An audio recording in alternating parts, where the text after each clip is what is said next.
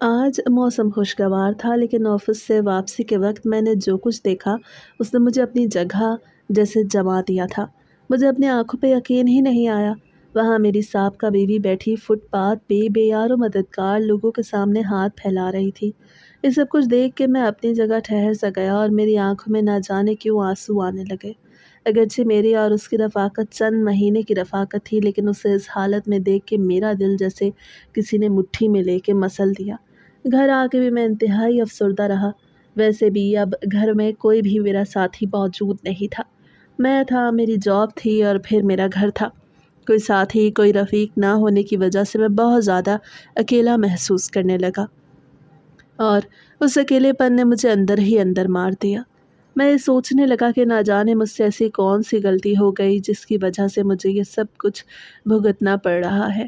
گھر آ کے بھی میرے ذہن میں وہی منظر گھومنے لگا کہ جب وہ فٹ پاتھ پہ بیٹھ کے لوگوں کے سامنے مدد کے لیے ہاتھ پھیلا رہی تھی، وہ بری طرح رو رہی تھی اور اس رونے نے مجھے اندر تک بے چین کر دیا تھا۔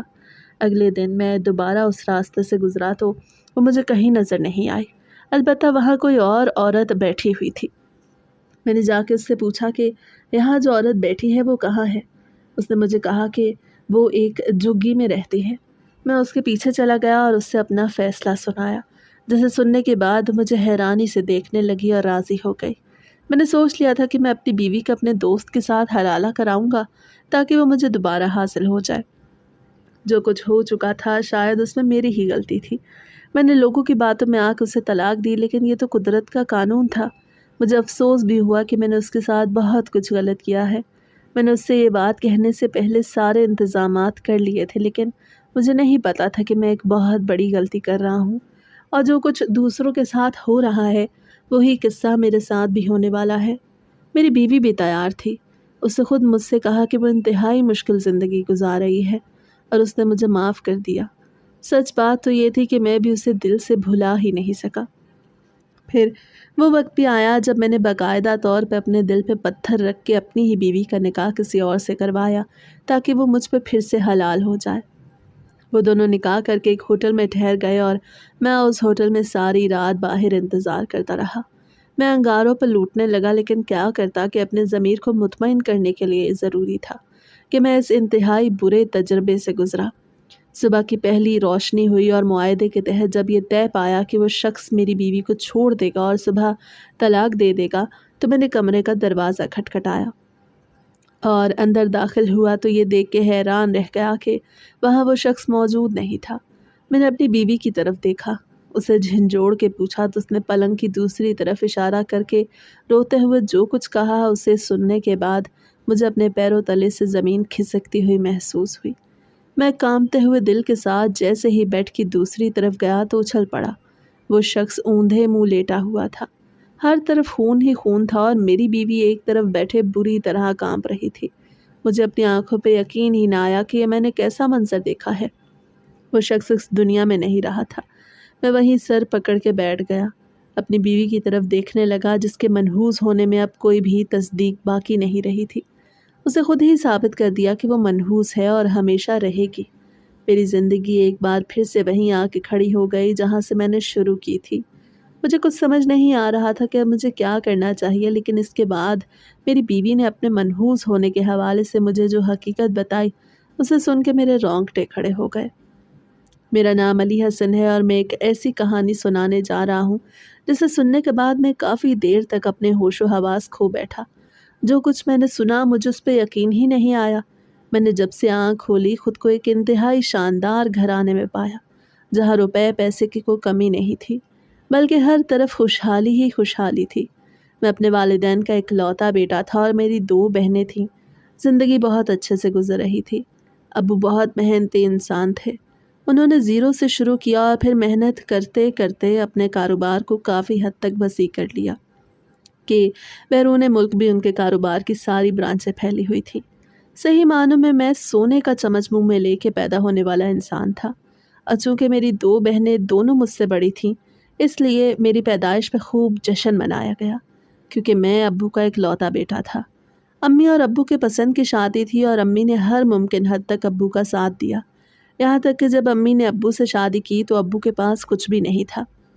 گھر والے بھی خلاف تھے، لیکن امی نے ابو پر بھروسہ کیا اور اپنی تمام تر صلاحیتیں بروئے کار لا کے ابو کو اس قابل کیا کہ وہ کاروبار جیسا رسک لے سکیں۔ شروع میں انہیں کافی نقصان اٹھانا پڑا، قرضے بھی بڑھ گئے، لیکن امی کی مسلسل محنت، دعاؤں اور جدوجہد کی بدولت ابو بالآخر اس لائق ہو گئے کہ نہ صرف ان کا کاروبار پھیل گیا بلکہ سارا قرضہ بھی اتر گیا اور اب اچھی خاصی دولت گھر میں آنے لگی۔ امی نے اپنی پرانی روش پھر بھی نہ چھوڑی، وہ تھوڑی تھوڑی بچت کر کے ہمیشہ رکھتی، کیونکہ امی نے اپنے والدین سے یہی سب کچھ سیکھا تھا۔ دن گزرنے لگے، بہنیں بڑی ہونے لگی تو امی کو ان کی شادیوں کی فکر ستانے لگی۔ امی نے ان کے لیے اچھا خاصا جہیز جمع کر رکھا تھا، لیکن بات اچھے رشتے کی تھی۔ دوسری طرف ابو نے میری تعلیم اور تربیت پہ خوب پیسہ خرچ کیا۔ میں بھی دل لگا کے پڑھنے لگا۔ ابھی نوجوانی کی دہلیز پہ قدم رکھا ہی تھا، 16 برس کی عمر میں ابو کا سایہ سر سے اٹھ گیا تو ایسا لگا جیسے سب کچھ برباد ہو گیا ہے۔ ابو کے جاتے ہی رشتہ داروں نے آ کے اپنے مطالبات شروع کر دیے کہ ابو کی جائیداد میں سے ہمیں بھی حصہ دیا جائے۔ رفتہ رفتہ ابو کی محنت سے کھڑا کیا گیا وہ سارا کاروبار جو انہوں نے انتہائی محنت سے بنایا تھا اور پھیلانے کے لیے کام کیا تھا، وہ سب کچھ ختم ہو گیا کیونکہ میں تجربہ کار نہیں تھا۔ امی نے ابو کی جدائی کا صدمہ لے لیا، لیکن اس سے پہلے انہوں نے پوری طرح کوشش کی کہ وہ بہنوں کی شادی کر دیں اور اس میں کامیاب بھی رہیں۔ میری ایک بہن شادی کر کے امریکہ چلی گئی، دوسری بہن یہیں ہمارے اسی شہر میں رہتی تھی جہاں ہم مقیم تھے۔ ابو کی ساری جائیداد، کاروبار، دولت وغیرہ سب بانٹ دی گئی اور یوں صرف ایک ہی دکان بچی جس سے گھر کا خرچہ چلنے لگا۔ ہم پھر سے وہیں آ گئے جہاں سے شروع کیا تھا۔ امی نے ہمت نہیں ہاری، انہوں نے میرے سارے اخراجات اٹھانے شروع کر دیا اور چھوٹے موٹے کام کر کے انہوں نے مجھے اس قابل کیا کہ میں اب کسی بھی جگہ اگر نوکری کے لیے اپلائی کرتا تو مجھے اچھی خاصی نوکری مل جاتی۔ زندگی میں جہاں اچھے دن دیکھے وہاں کچھ برے دنوں سے بھی مقابلہ ہوا، لیکن حالات پھر بہتر ہو گئے اور میں نے اپنی پڑھائی مکمل کر کے ایک ملٹی نیشنل کمپنی میں جاب کرنا شروع کر دی۔ امی کو اب میری شادی کی فکر ستانے لگی۔ انہوں نے میرے لیے لڑکیاں دیکھنا شروع کر دیں۔ امی کو پورا محلہ جانتا تھا۔ تبھی رضیہ آنٹی ایک دن امی کے پاس گھر آئیں اور کہنے لگیں، تمہیں اپنے بیٹے کے لیے ایسی لڑکی کی تلاش ہے نا جو تمہارے ساتھ قدم سے قدم ملا کے چل سکے اور گھر کو سکون کا گہوارہ بنا سکے؟ تو میرے پاس تمہارے لیے ایک لڑکی موجود ہے جو لاوارث ہے، جس کا کوئی آگے پیچھے نہیں، وہ اکیلی ہے۔ اگر تم چاہو تو میں رشتے کی بات چلاتی ہوں۔ وہ اپنے رشتہ داروں کے پاس رہتی ہے، اس لیے انہیں بھی اس کی شادی کرنے کی جلدی ہے۔ یتیم کو ویسے بھی آج کل کون رکھتا ہے؟ تم کہو تو میں رشتے کی بات چلاؤں؟ ویسے بھی یتیم کو سہارا دینا تو بہت بڑا کام ہے اور اللہ بھی اس سے راضی ہوتا ہے۔ امی کو کیا چاہیے تھا؟ ایک ایسی لڑکی جو ان کے ساتھ چل سکے، گھر کو سکون کا گہوارہ بنا کے رکھے۔ رضیہ آنٹی امی کو میری ہونے والی بیوی کے پاس لے گئیں۔ امی اس سے مل کے بہت خوش ہوئیں اور گھر آ کے میرے سامنے اس کی تعریفیں کرنے لگیں۔ میں ویسے بھی اب یہی چاہتا تھا کہ زندگی کا کوئی ساتھی ہو جس سے اپنے دل کی بات کہہ سکوں۔ میرا ویسے بھی کوئی خاص قسم کا دوست نہیں تھا جس سے میں اپنے دل کی ساری باتیں کہتا، اس لیے میں نے سوچ لیا کہ جیسا امی کہیں گی ویسا ہی ہوگا، اور امی کو تو نائلہ بہت پسند آئی تھی، اس لیے امی نے اسے پسند کرنے کے ساتھ میری رائے مانگی۔ میں نے بھی ہاں کہہ دی کہ میری اور نائلہ کی شادی ہو گئی۔ امی نے میری شادی بہت دھوم دھام سے کی۔ انہوں نے اپنا ہر ارمان پورا کیا۔ ہر دیکھنے والے نے حیرت سے دیکھا۔ میری بیوی بھی بہت خوش تھی، لیکن شادی والے دن جب میں اسٹیج پہ بیٹھا اپنی بیوی کے برابر میں بیٹھا مسکرا رہا تھا تو ایک شخص میرے پاس آیا اور مجھ سے ایسی بات کہی جسے سن کے میرے ہوش اڑ گئے اور میری مسکراہٹ اچانک سے غائب ہو گئی۔ اس شخص نے میرے کان میں کہا کہ تیری بیوی بہت منحوس ہے، یہ جہاں جاتی ہے وہاں سارا کام بگاڑتی ہے، تیری قسمت تو گئی، اب تو خیر کا کلمہ پڑھنا شروع کر دے۔ میں اپنی جگہ حیران رہ گیا کہ یہ کیسا شخص ہے جو مجھے شادی کی مبارکباد دینے کے بجائے مجھ سے کہہ رہا ہے کہ تو اپنی خیر منا۔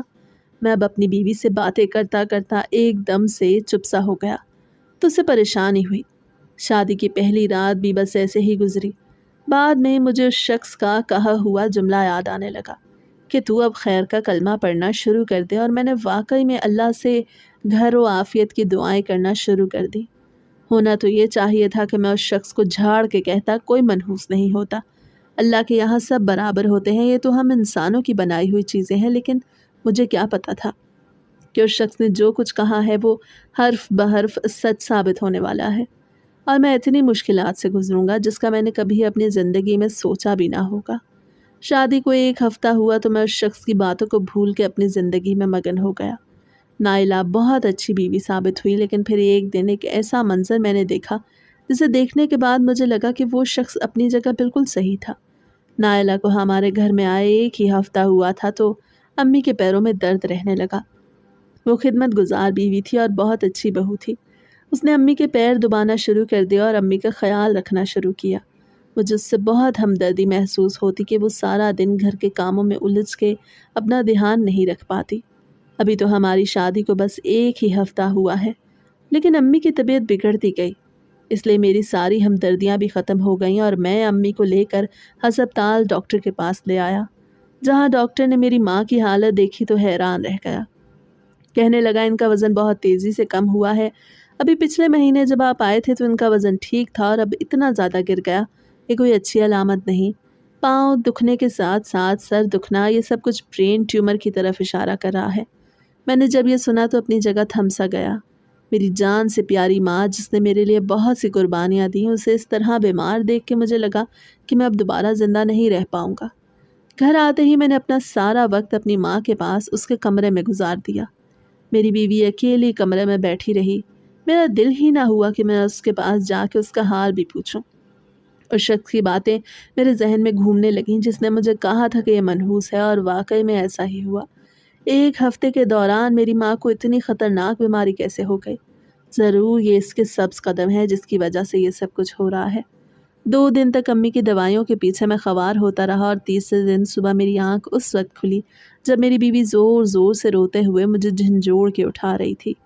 کہنے لگی، علی حسن آپ اٹھیں، دیکھیں امی کو پتہ نہیں کیا ہو رہا ہے، ان کی سانس رک رہی ہے۔ میں فوراً سے ان کے کمرے میں گیا تو انہوں نے مجھے مسکراتے ہوئے الوداع کہا اور کلمہ پڑھ کے اس دنیا سے رخصت ہو گئیں۔ انہیں 2 ہچکیاں لگیں اور اس کے بعد ان کی سانس گھٹ گئی، ہمیشہ ہمیشہ کے لیے ختم ہو گئی۔ میری ماں اس دنیا سے رخصت ہو گئی، میری وہ ماں جس نے میرے لیے بہت سی قربانیاں دیں، اور اب وہ میری شادی کے 1 ہفتے بعد ہی مجھے تنہا چھوڑ کے اپنے خالق حقیقی سے جا ملی۔ مجھے اس بات پہ یقین آ گیا کہ میری بیوی منحوس ہے، جہاں جاتی ہے اپنی نحوست پھیلاتی ہے۔ اس نے اپنی منحوسیت کی وجہ سے میری ماں کی جان لے لی۔ میں پورا 1 ہفتہ امی کے غم میں ڈوبا رہا، انہیں یاد کرتے روتا رہا۔ میں نے اپنی بیوی سے بات چیت بند کر دی۔ وہ پورے 1 ہفتے تک میری منتیں کرتی رہی، روتی رہی اور مجھ سے اپنا قصور پوچھتی رہی، لیکن میں نے اسے کچھ بھی نہیں بتایا۔ 1 ہفتے بعد جب وہ میرے پاس آئی اور ایک بار پھر سے رونے لگی تو مجھے اس پہ غصہ آ گیا، اور میں نے اسے ایک زوردار تھپڑ رسید کیا اور کہا کہ وہ مجھ سے دور ہو جائے۔ اس نے حیرت سے میری طرف دیکھا۔ تب میں نے اسے بتایا کہ تم سچ میں منحوس ہو۔ اس کے چہرے کا رنگ بدل گیا اور ایک سیاہ سایہ سا لرزنے لگا۔ وہ اسی وقت اٹھ کے وہاں سے باہر لوٹ گئی اور میں حیران رہ گیا کہ کیا میں نے ٹھیک کیا یا غلط کیا۔ رفتہ رفتہ امی کے جانے کا غم کم ہونے لگا اور زخم بھرنے لگا، البتہ وہ ہمیشہ میری یادوں میں موجود تھیں۔ میں اکثر انہیں یاد کر کے رو پڑتا۔ میری بہنیں بھی امی کی وفات پہ کچھ دنوں ہمارے گھر ٹھہری رہیں اور پھر اس کے بعد واپس لوٹ گئیں۔ گھر میں بالکل ویرانی چھا گئی، ایسا لگتا تھا جیسے گھر کا ایک اہم فرد چلا گیا ہے، اور واقعی میں میری ماں ہمارے گھر کا ایک اہم فرد تھی جس کی کمی تو اب مجھے ساری زندگی محسوس ہوتی رہے گی۔ اس وقت تک جب تک میری سانس میں سانس ہے، میری بیوی نے معافی مانگ کے مجھے منا لیا اور میرا رویہ اس کے ساتھ ٹھیک ہو گیا، لیکن ماں کی وفات کے بعد ایک اور جھٹکا مجھے ملنے والا ہے۔ یہ مجھے قطعاً معلوم نہیں تھا۔ اگر معلوم ہوتا تو میں اسی وقت اپنی بیوی کو ہاتھ پکڑ کے گھر سے باہر نکال دیتا۔ ایک ایسی شام تھی جو بہت اداس سی محسوس ہو رہی تھی۔ صبح میں آفس کے لیے نکلا تب بھی مجھے بار بار اندر ہی اندر میری چھٹی حس کہہ رہی تھی کہ آج کچھ غلط ہوگا، اور واقعی میں ایسا ہی ہوا۔ لنچ بریک میں مجھے فون آیا کہ بھائی جان میں ہاسپٹل میں ہوں اور میرے شوہر کا ایکسیڈنٹ ہو گیا۔ یہ میری چھوٹی بہن تھی جو یہیں مقیم تھی۔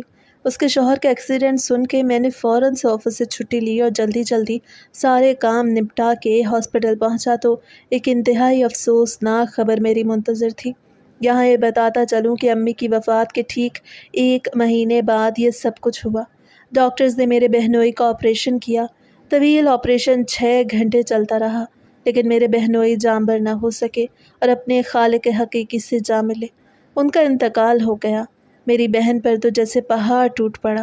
وہ رو پڑی اور روتے روتے انہوں نے مجھ سے یہی کہا کہ جب سے تمہاری شادی ہوئی ہے ہمارے گھر میں تب سے مصیبتیں آئی ہیں۔ پہلے امی چلی گئیں، پھر تمہاری نوکری خطرے میں پڑ گئی، اور اب میرے شوہر کا انتقال ہو گیا۔ میری مانو تو ہمارے گھر سے اس منحوسیت کو دور کر دو۔ میں سوچ میں پڑ گیا۔ میں نے انہیں کوئی جواب نہ دیا۔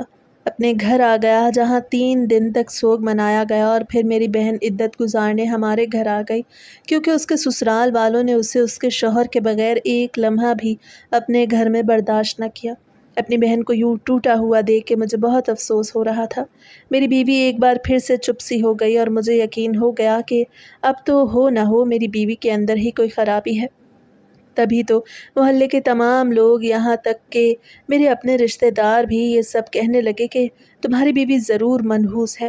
جب سے اس گھر میں آئی ہے ہر چیز الٹی ہو رہی ہے، کبھی کوئی بیمار پڑ جاتا ہے تو کبھی کوئی مصیبت آ جاتی ہے، اور اب تو اس نے آتے ساتھ ہی 2 بندوں کو اس دنیا سے ہی رخصت کر دیا۔ تم سوچو کہ آگے تمہارے ساتھ کچھ نہ ہو، اس لیے اسے فارغ کر دو۔ میں ابھی بھی شش و پنج میں تھا کیونکہ میں فطرتاً نرم طبیعت کا انسان تھا۔ کسی کی بیٹی کو میں کیسے طلاق دے کے اس گھر سے نکال دیتا؟ یہ میرے ضمیر نے گوارا نہ کیا۔ میں نے 2 ہفتے مزید انتظار کیے، لیکن سچ تو یہ تھا کہ ان 2 ہفتوں میں مجھ پہ مصیبتوں کے پہاڑ ٹوٹ پڑے۔ کمپنی میں غبن ہوا تو اس کا الزام مجھ پہ آیا، جسے میں نے اللہ پاک سے رو رو کے دعائیں مانگ کے یہ الزام اپنے اوپر سے ہٹوایا، لیکن میری نوکری چلی گئی اور مجھے نوکری سے نکال دیا گیا۔ دوسری نوکری کی تلاش میں 2 مہینے گزر گئے۔ میں بے روزگار بیٹھا رہا۔ میری بہن نے ایک دن کمرے میں آ کے مجھے کہا کہ اب تو تمہیں اس منحوس نائلہ کو یہاں سے نکال ہی دینا چاہیے۔ اتنے سارے واقعات ہو گئے ہیں، پھر بھی تم اسے بیوی بنا کے بیٹھے ہو۔ اگر تم میں غیرت ہے تو اسے طلاق دو، کیونکہ یہ ہماری ماں کھا گئی، میرا شوہر کھا گئی، تمہاری نوکری کھا گئی، اور اب لگتا ہے اس سے بڑا کوئی نقصان ہوگا۔ بہتر ہے کہ تم اسے طلاق دے دو۔ تمہاری شادی کسی اور سے ہو جائے گی۔ اس میں کوئی سرخاب کے پر نہیں لگے ہوئے کہ تم نے اسے اپنی زندگی کا حصہ بنا کے ابھی تک رکھا ہوا ہے۔ بہن کی باتوں سے میں نے تنگ آ کے اپنی بیوی کو طلاق دے دی۔ وہ چند لمحے حیرت سے مجھے دیکھتی رہی، اور اس نے صرف چند الفاظ میں مجھ سے اپنا قصور پوچھا تو میں نے اسے وہی سب کچھ بتا دیا جو میں نے محلے والوں سے، اپنے گھر والوں سے اور اپنی بہن سے سنا تھا، اور جس پر مجھے یقین بھی تھا۔ میں نے اس سے کہا کہ تم منحوس ہو، میری ماں اور بہن کی خوشیوں کی قاتل ہو۔ تمہارے آنے سے ہمارے گھر پہ جو غم کے پہاڑ ٹوٹ پڑے ہیں میں انہیں نہیں بھول سکتا۔ بہتر ہے کہ تم طلاق یافتہ بن کے رہو تاکہ دوبارہ کوئی شخص تمہیں بیاہنے نہ آئے، کیونکہ تم واقعی میں منحوس ہو۔ میری یہ بات سن کے وہ رو پڑی تھی۔ اس نے مجھ سے کوئی شکایت نہ کی، کوئی شکوہ نہ کیا، بس چپ ہو کے اپنا سامان باندھ کے واپس وہیں لوٹ گئی جہاں سے وہ آئی تھی۔ اس دوران رضیہ آنٹی کا بھی انتقال ہو گیا، اس لیے مجھے توقع ہی نہ تھی کہ میں جا کے ان سے کہوں کہ کیا آپ کو پورے زمانے میں میرے لیے نائلہ ہی ملی تھی، جس کی منحوسیت کے چرچے چاروں طرف پھیلے ہوئے تھے، اور مجھے ہی معلوم نہیں تھا۔ اگر مجھے معلوم ہو جاتا تو میں یہ شادی ہی نہ کرتا، لیکن اب کچھ نہیں ہو سکتا تھا کہ جب چڑیا کھیت چگ گئی تھی۔ مجھے تو پہلے سے ہی حفاظتی اقدامات کرنے چاہیے تھے، لیکن میں غفلت میں پڑا رہا اور وہ سب کچھ ہو گیا جس کا میں نے کبھی تصور بھی نہ کیا۔ اب میں گھر میں بالکل اکیلا رہ گیا۔ ایک بہن تھی، اس کی کوئی اولاد نہیں تھی، نوکری مجھے دوبارہ مل گئی لیکن اس کی تنخواہ پہلے جیسی نہیں تھی، اور پھر مجھ پہ ایک داغ بھی لگ گیا۔ البتہ غبن میں نے کیا یا نہیں، لیکن داغ لگ جانے کی وجہ سے میری ساکھ کو بہت زیادہ نقصان پہنچا۔ بہن بھی گھر میں اکیلی بیٹھی روتی رہتی، اس کے دماغ پہ تھوڑا اثر ہو گیا، تنہائی نے اسے بری طرح توڑ کے رکھ دیا تھا۔ تبھی میں نے اپنے ایک دوست سے بات کی اور اپنی بیوہ بہن کا رشتہ تلاشنا شروع کر دیا۔ وہ چونکہ کم عمری میں ہی بیوہ ہو گئی تھی، اس لیے ابھی تک جوان دکھائی دیتی، اور یوں اس کے جوڑ کا رشتہ مل گیا۔ اس شخص کے ساتھ اس کی شادی ہو گئی جس کی بیوی اپنے بیٹے کو زندگی دینے میں وفات پا گئی۔ چنانچہ میں نے کچھ بھی نہ سوچا اور اس شخص سے اس کا رشتہ طے کر دیا۔ میری بہن اپنی بیوہ ہونے کی عدت پوری کرنے کے بعد ایک بار پھر سے بیاہ کے پرائی ہو چکی تھی۔ اب میں تھا، میرا گھر تھا، میرا اکیلا پن تھا، میری تنہائی تھی، اور یہ تمام چیزیں مجھے کاٹ کھانے کو دوڑتی تھیں۔ مجھے بار بار نہ جانے کیوں نائلہ یاد آتی۔ اسے بھی اس گھر سے گئے تقریباً کئی دن گزر گئے، لیکن اس کی یاد، اس کی خوشبو مجھے آج تک محسوس ہوتی، اور امی اور بہن کے نقصان کو یاد کرنے کے بعد میں نائلہ کا نقصان بھی یاد کر کے رو پڑتا کہ اس کی منحوسیت کی وجہ سے میں نے اسے زندگی سے ایک بار پھر سے بے گھر کر دیا، اور وہ صبر کی مورت عورت، اس نے کوئی شکایت نہ کی۔ دن گزرنے لگے، تنہائی میری دوست اور ساتھی بن گئی۔ اب تو ایسا لگتا تھا جیسے اگر موت آ گئی اور میں مر بھی جاؤں گا تو کسی کو معلوم بھی نہیں ہو سکے گا۔ بہن کبھی کبھی آتی تھی، مل کے واپس چلی جاتی اور گھر کو دیکھتی تو رو پڑتی، کہتی امی نے اتنے سالوں سے محنت کر کے گھر بنایا لیکن اب اس میں مکین ہی نہیں۔ اس کی یہ بات سن کے مجھے شدت کا رونا آیا، لیکن میں نے ضبط کر لیا کیونکہ یہی زندگی تھی اور یہی زندگی میری قسمت میں لکھی تھی۔ اب میں تھا، میری تنہائی تھی۔ مجھے نائلہ، حقیقت تو یہ تھی کہ مجھے نائلہ بہت یاد آتی۔ وہ معصوم تھی، اس نے مجھ سے کبھی کوئی جھگڑا نہ کیا۔ ہمارا ساتھ مشکل سے 3-4 مہینے تک رہا اور اس کے بعد ختم ہو گیا، لیکن ان 3-4 مہینوں میں بھی اس نے مجھے ذاتی طور پہ بالکل بھی تنگ نہ کیا، نہ کوئی مجھ سے جیب خرچ مانگا، نہ کوئی فضول فرمائش کی۔ سچ تو یہ تھا کہ میں اسے اس کے جانے کے بعد یاد کرتا رہا اور میرا ضمیر مجھے بار بار یہ کہتا رہا کہ کہیں مجھ سے کوئی غلطی تو نہیں ہو گئی، کہیں میں نے نائلہ سے کوئی زیادتی تو نہیں کر دی۔ دن رات میں انہی سوچوں میں مبتلا رہتا۔ اب تو آفس میں بھی تمام لوگ کہنے لگے کہ تم دوسری شادی کر لو، لیکن مجھ میں دوسری شادی کا حوصلہ نہیں تھا۔ اب میرے لیے کون لڑکی ڈھونڈے گا؟ کون مجھے بتائے گا کہ میرے لیے ٹھیک ہے یا نہیں اور کیا غلط ہے؟ میری جان سے پیاری، محبت کرنے والی ماں دنیا سے رخصت ہو گئی، بہن اپنے گھر کی ہو گئی، تو پھر اب میں کیا کروں گا؟ ان تمام سوچوں نے مجھے ذہنی مریض بنا دیا۔ میری راتوں کی نیندیں اڑ گئیں، نیند کی گولی کھانے کے علاوہ نیند ہی نہیں آتی تھی اور میرے سر میں مستقل درد رہنے لگا۔ پھر ایک روز میں نے وہ منظر دیکھا جس نے میرے قدم جکڑ لیا اور میں حیران رہ گیا۔ آفس سے واپس آتے وقت جب گھر آ رہا تھا تو پیدل چلنے کا سوچا اور راستے میں موجود سگنل کے پاس ایک عورت کو بیٹھے ہاتھ پھیلائے دیکھا تو مجھے ایسا لگا کہ اس کی شکل جانی پہچانی ہے۔ جب میں اس کے قریب آیا تو اچھل پڑا۔ وہ کوئی اور نہیں بلکہ نائلہ تھی۔ اس نے مجھے تو نہ دیکھا لیکن میں نے اسے اچھی طرح دیکھ لیا۔ وہ وہاں سگنل کے پاس بیٹھی فٹ پاتھ پہ بھیک مانگ رہی تھی اور میرا دل جیسے کسی نے مٹھی میں لے کے مسل دیا۔ اس کی قسمت یہ تو نہیں ہونی چاہیے تھی۔ رضیہ آنٹی نے تو پہلے ہی بتایا تھا کہ وہ یتیم لڑکی ہے اور اس نے بہت دکھ دیکھے ہیں، لیکن میں نے کیا کیا؟ میں نے اس کے دکھ ختم کرنے کے بجائے ان میں اضافہ ہی کیا۔ میں خود کو مجرم تصور کرنے لگا۔ کیا پتہ امی اور بہنوئی کی موت کا وقت مقرر ہو اور میری بیوی کی منحوسیت نے ایسا کچھ بھی نہ کیا ہو، بلکہ وہ منحوس ہو ہی نہ۔ میں عجیب طرح سے الجھن کا شکار ہو گیا۔ اس دن میں نے ساری رات سگریٹ پہ سگریٹ پیتے گزاری۔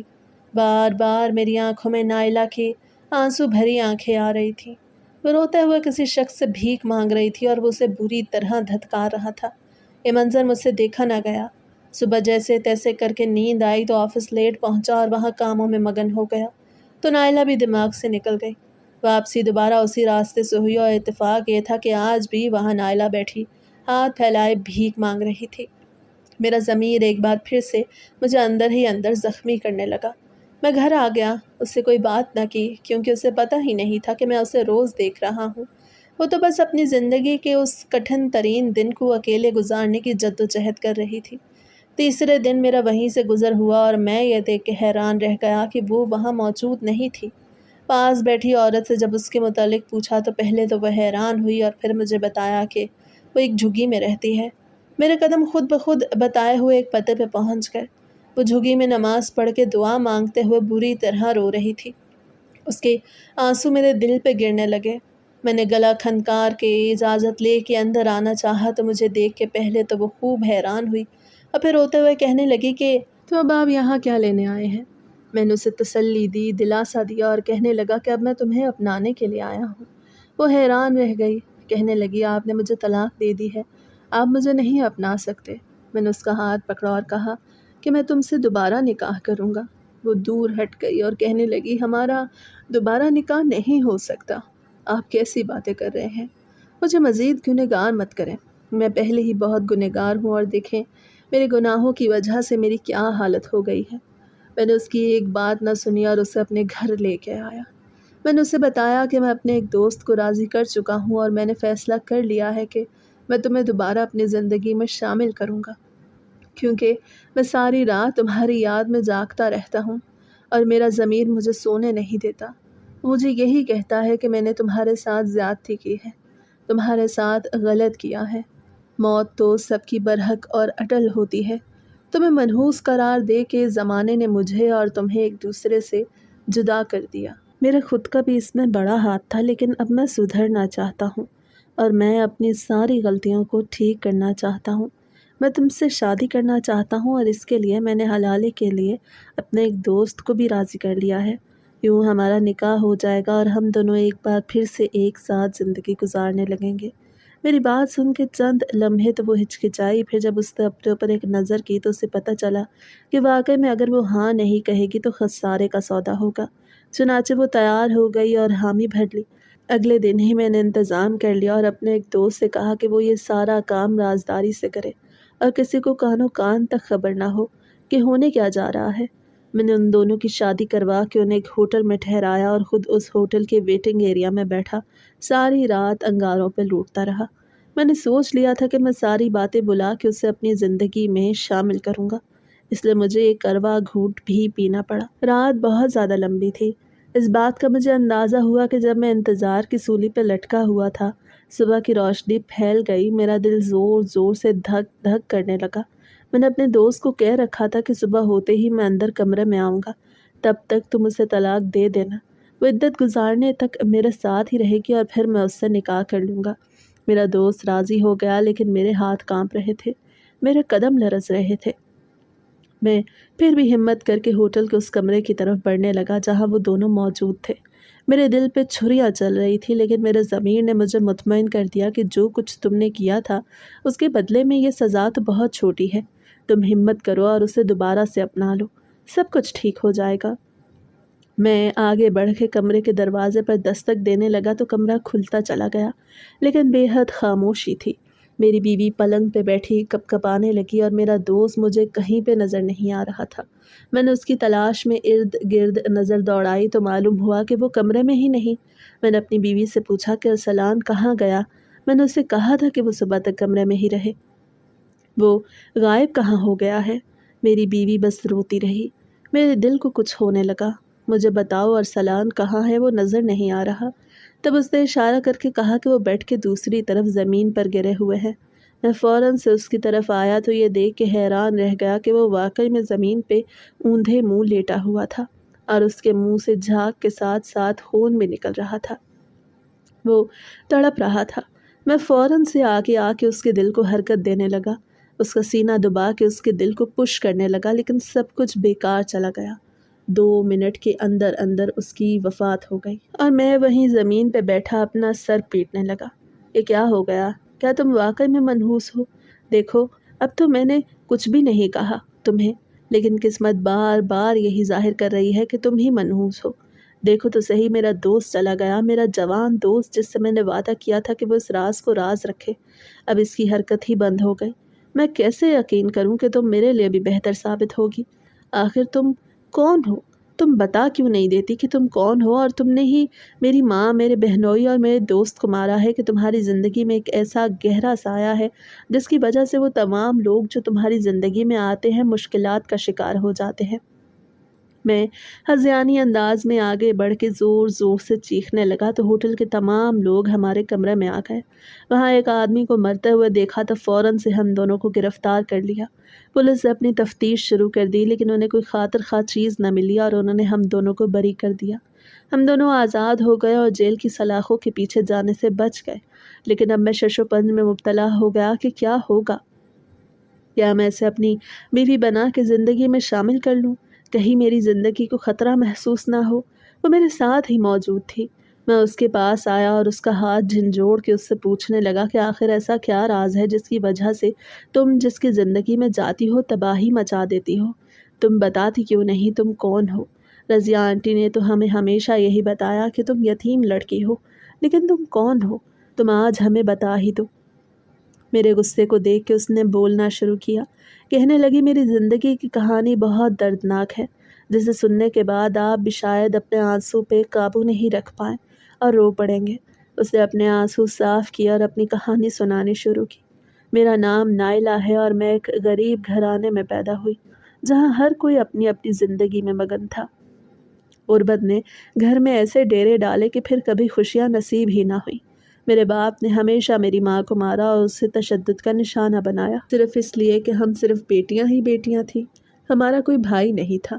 بیٹیاں پیدا کرنے کے چکر میں وہ 5 بیٹیاں پیدا کر چکی اور کچھ حاصل نہ ہوا تو ابو نے امی کو طلاق دے دی اور ہمیں امی سمیت گھر سے نکال دیا۔ وہ دن ہماری زندگی کا ایک دردناک دن تھا۔ ہماری عمر کم تھی، خاص طور پہ میری۔ میں سب سے چھوٹی بیٹی تھی۔ ابو کو اپنی غلطی کا احساس تو ہوا، کیونکہ انہوں نے جب دوسری شادی کی تو دوسری بیوی نے انہیں نیچا کر کے رکھ دیا اور انہیں صحیح معنوں میں امی کی قدر و قیمت کا اندازہ ہوا۔ لیکن اب کچھ نہیں ہو سکتا تھا۔ ابو اب امی سے ملنے آنے لگے، لیکن امی کا دل ان سے کھٹا ہو گیا۔ رفتہ رفتہ بہنیں بڑی ہو گئیں، ان کی شادی ہو گئی اور میرے نصیب میں میری ماں آئی، جو بے حد بوڑھی ہو چکی تھی اور جس کی خدمت مجھ پہ فرض تھی۔ باپ نے کوئی فرض نہ نبھایا، نہ محبت کی۔ ہماری زندگی میں محبت کا خانہ ہمیشہ خالی رکھا، خاص طور پہ مجھے جو منحوس کہہ کے گھر سے نکالا گیا، تو آج تک وہ منحوس پن میرے ساتھ موجود ہے۔ اور اس کی ایک بہت بڑی وجہ ہے، کیونکہ میں اپنی ماں کی قاتل تھی۔ اور یہ سب کچھ کیوں ہوا، کیسے ہوا، یہ میں آپ کو بتاتی ہوں۔ روتے روتے اس کی ہچکی بند گئی۔ میں حیرانی سے اس کی زندگی کی کہانی سنتا رہا۔ وہ پھر سے شروع ہوئی۔ میں گلیوں میں گھومتے پھرتے بڑی ہوئی۔ میری بیماری میں مجھے نہیں پتا تھا کہ کب مجھے کسی نے پیار محبت سے بٹھا کے بخار کی دوائی پلائی ہو یا اپنے ہاتھوں سے کھانا کھلایا ہو۔ امی بھی اپنی زندگی کی بربادی کا سارا قصور مجھ پہ ہی نکالتی اور مجھے ہی قصوروار ٹھہراتی تھی۔ وہ کہتی تھی کہ تم اگر پیدا نہ ہوتی تو آج میں تمہارے باپ کے ساتھ ہنسی خوشی زندگی گزار رہی ہوتی۔ اور میں حیران رہ جاتی کہ جہاں پہلے ہی غربت تھی، امی ابو پر بلا وجہ تشدد کرتے تھے، ایسے میں میرے آنے سے کیا ہی فرق پڑ جاتا۔ لیکن امی مجھے ہی قصوروار ٹھہرا کے مجھ سے نفرت کا اظہار کرتی۔ لیکن رفتہ رفتہ وہ بیمار پڑ گئی۔ پے در پے اتنے سارے بچے پیدا کرنے کے بعد اور پھر ابو کی بے وفائی سہنے کے بعد انہیں اندازہ ہوا کہ وہ اب بالکل ضعیف ہو گئی ہیں اور محتاج ہیں۔ انہوں نے میری خوشامد کرنا شروع کر دی۔ مجھے تو نہ باپ سے پیار ملا نہ ماں سے۔ وہ مجھے اپنے پاس بلاتی۔ میں بڑی ہو گئی تھی، جوان ہو گئی تھی۔ ہمارا کوئی رشتہ دار بھی آس پاس نہیں تھا۔ امی مجھے اپنے پاس بلا کے کہتی، میرے پاؤں دبا دے، میرے سر میں مالش کر دے، مجھے کھانا کھلا دے، مجھے ملا دے، مجھے دھلا دے۔ اور میں امی سے تنگ آ جاتی۔ ان دنوں ہمارے محلے میں ایک نیا لڑکا رہنے کے لیے آیا۔ اس نے مجھے اپنی محبت کے جال میں پھنسایا اور مجھ سے محبت کے دعوے کر کے مجھے صحیح معنوں میں احساس دلایا کہ میری زندگی میں محبت بھی اہمیت رکھتی ہے اور میں ہی وہ انسان ہوں جسے محبت ملنی چاہیے۔ میں وہ لڑکی تھی جس کی زندگی میں محبت نام کی کوئی چیز نہیں تھی۔ اس لڑکے نے مجھے محبت دی تو مجھے اپنی ماں سے نفرت ہونے لگی۔ اب میں نے کوئی جواب نہیں دیتی، نہ ان کے سر میں تیل ڈالتی، نہ انہیں کھانا دیتی اور نہ ان کے پاؤں دباتی۔ مجھے بس ہر وقت اس لڑکے سے ملنے کی جلدی ہوتی جو مجھے ایک محبت کے سنہرے خواب دکھاتا اور پھر کہتا کہ میں جلد سے شادی کر کے تمہیں اپنے گھر لے جاؤں گا، تمہیں رانی بنا کے رکھوں گا، تمہیں کوئی تکلیف نہیں پہنچے گی۔ میں اس کی باتوں کے جال میں آ گئی اور شدت سے انتظار کرنے لگی کہ کب وہ میرے پاس آئے اور کب وہ مجھے اپنے ساتھ لے جائے، کب وہ میری زندگی میں خوشیاں بھر دے۔ میں خوابوں کے شہزادے کا انتظار کرنے لگی جو میرے سامنے ہی تھا اور اپنے حالات کے بہتر ہونے کا انتظار کرتے ہی مجھے اپنے ساتھ لے جائے گا۔ لیکن یہ سب کچھ خام خیالی تھی۔ امی دوسری طرف بستر پہ پڑ گئیں اور انہیں ہر طرح سے محتاج کی ہو گئی۔ کوئی انہیں کھانا دینے والا نہیں تھا تو میں نے ان کی طرف توجہ دینی شروع کی، جس پر میری اس لڑکے سے ملاقات نہ ہوتی۔ وہ لڑکا مجھے کہتا کہ تم مجھ سے ملنے کیوں نہیں آتی ہو؟ میں اسے کہتی میری ماں بیمار ہے، میں اسے کیسے چھوڑ دوں؟ اس لڑکے نے مجھے کہنا شروع کیا کہ تم اسے چھوڑو مت، بلکہ اسے اپنی زندگی سے ہی نکال دو۔ میں نے اسے اپنی زندگی کی ساری کہانی سنائی ہوئی تھی، اس لیے اس لڑکے کو میری ماں سے مجھ سے زیادہ نفرت تھی۔ اور پھر ایک دن وہ ہوا جس کا میں نے کبھی اپنی زندگی میں نہ سوچا تھا، نہ تصور کیا تھا۔ امی مجھے ساری رات درد کی شدت سے پکارتی رہی، آوازیں دیتی رہی۔ میں اپنے کانوں کو بند کر کے نیا فون جو اس لڑکے نے مجھے دلایا تھا اس پر اس سے باتیں کرنے لگی۔ اس دن امی کی طبیعت بے حد خراب ہو گئی اور وہ بے ہوش ہو گئی۔ صبح مجھے ہوش آیا تو میں نے محلے کے لوگوں کو جگا کے کہا کہ میری ماں بیمار ہے، مجھے ہاسپٹل لے جانا ہے۔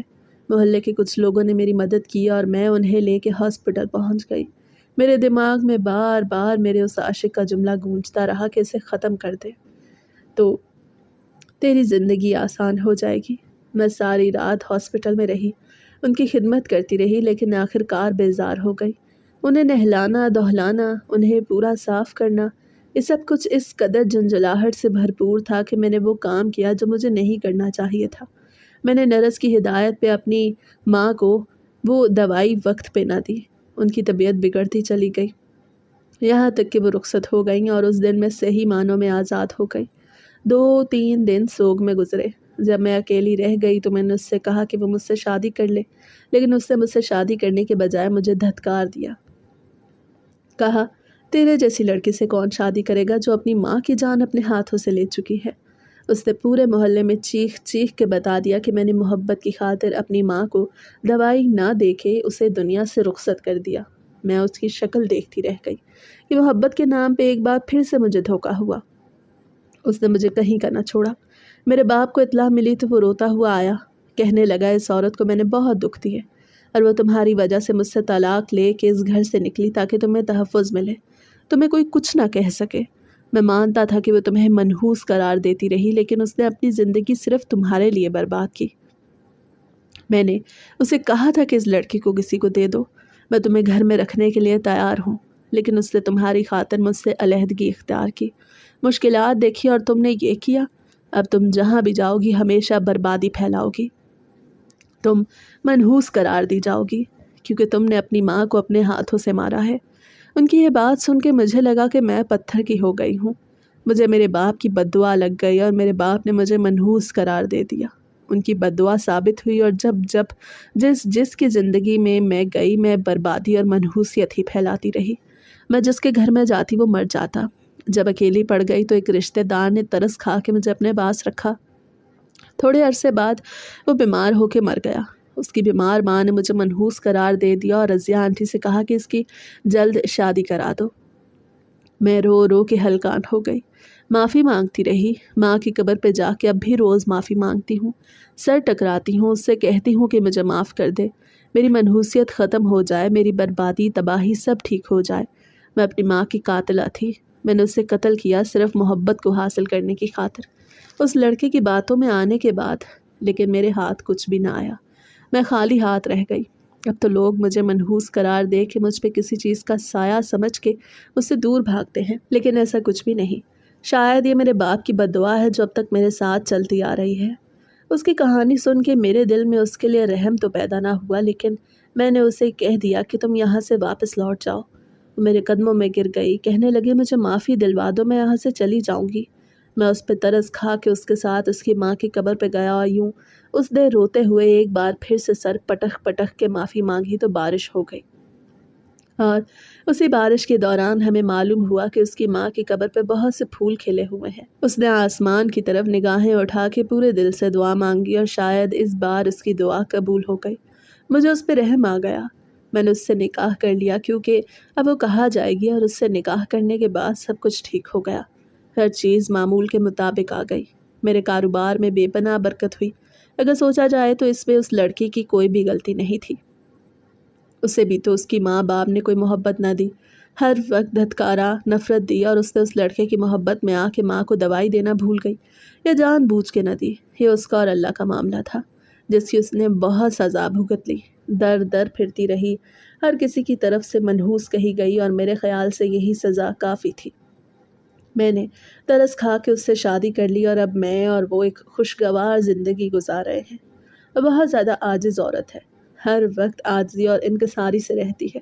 مجھ سے شادی کرنے کے بعد میری زندگی بدل گئی اور میری زندگی پہ اس کا کوئی برا اثر نہ آیا۔ تب ہر کسی نے سمجھ لیا کہ منحوس وہ نہیں تھی بلکہ وہ بد دعا تھی جو اسے دی گئی، اور جب اس نے اللہ سے معافی مانگی تو وہ بد دعا بھی ختم ہو گئی، تو پھر وہ کامیاب ٹھہری، اور آج وہ میرے ساتھ اور میرے بچوں کے ساتھ ایک خوشگوار زندگی گزار رہی ہے۔